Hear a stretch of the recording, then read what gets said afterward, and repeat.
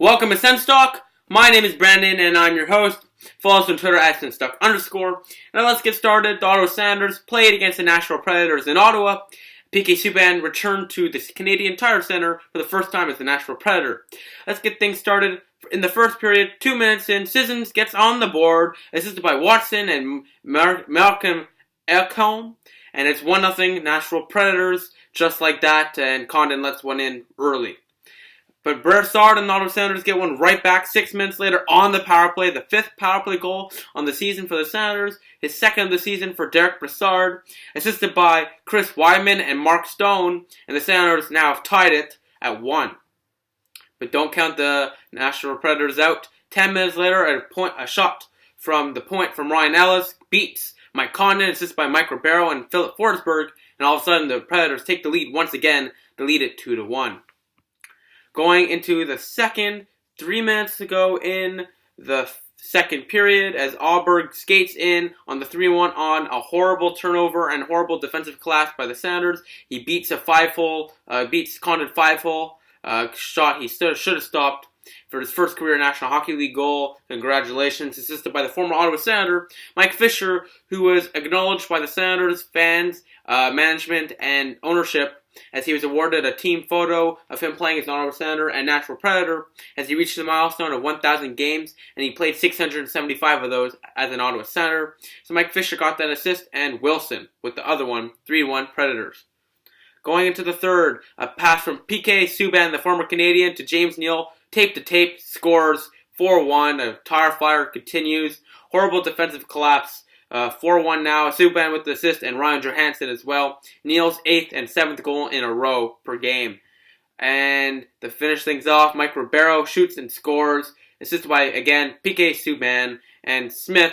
The Senators take a huge loss to the Predators. They lose it 5-1. The scoring woes continue. They have not scored 11 games. They have not scored more than 2 goals. And they have an amazing 10-6-1 record to show for it. They should not even have more than 8 wins, in my opinion. There's been too many close games. Too many times they're getting the scoring opportunities. I understand that. But this game, I was at the game. It was horrible to watch. I was watching my dad and his fiance, and honestly, it was absolutely a tire fire. I couldn't watch the game. It was horrible. I was watching, and I'm like, okay, so they're getting, once in a while they're getting an opportunity, but the shots were like 40-30 after the end of the game or something ridiculous. And the Predators got like 5 breakaways in a period. Like, the Predators had 35 shots after the second period, I think. Like, honestly, the Senators just gave up this game. They didn't have any life whatsoever. And Melnick and the Senators assume that fans are just going to come. I know the fact that government workers are not getting paid is a big problem.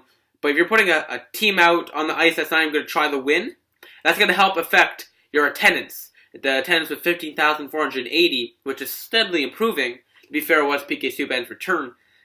But the fact that the Senators believe that they could have great attendance when they can't even score is hilarious. Absolutely hilarious, and it's a joke. They need to get on track right away. Next game is against the Panthers at 7:30 p.m. Eastern Time, so watch the game. Hopefully the Senators can score some goals. They really need to start scoring some goals. Senators fans are starting to lose faith. Guy Boucher's system as defense usually is working, except tonight where it was an absolute tire fire. Too many breakaways, too many odd man chances, and too many defensive collapses.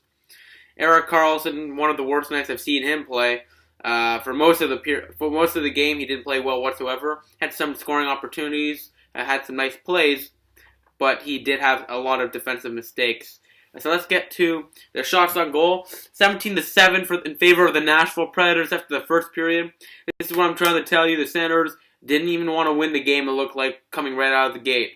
After the second period, once again, back-to-back 17 shot periods for the Predators that they put up 17, but the Senators put up 14. After the third period, the Senators had the favor in shots with 10-6, but at the final horn, shots were 40-31 in favor of the Predators, which of course is inexcusable.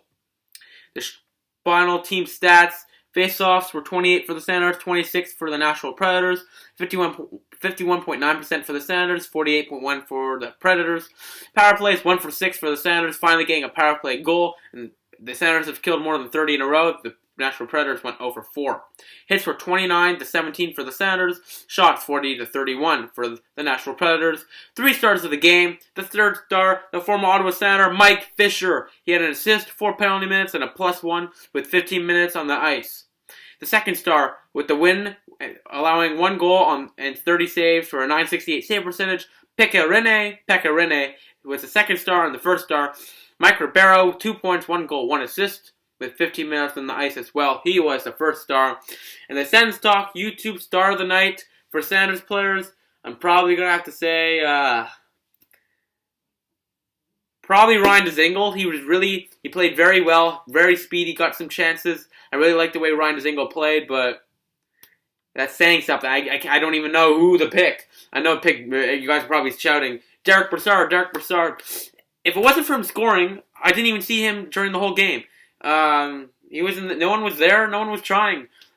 Yeah, maybe Derek Brassard because he scored, but really Ryan Dzingel put the effort in. He put the passion. He put the effort. He looked like the only player on the Sounders that really cared about the game.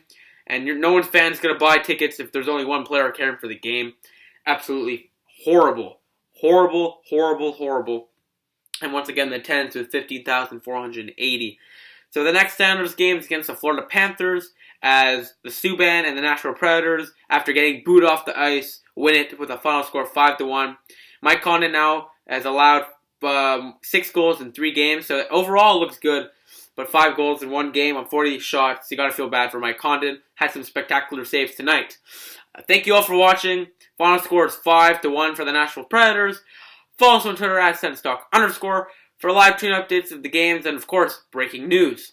Like this video, share this video wherever share cool stuff. Click the big red button down there and subscribe to us. Like us on Facebook at SENSTalk. Add us to your circles like Google Plus at SENSTalk. Click right here for the latest SENSTalk YouTube video, and right here to subscribe to us. Final score 5-1 for the Nashville Predators and PK Subban. I'll see you in the next video. Go Sens go.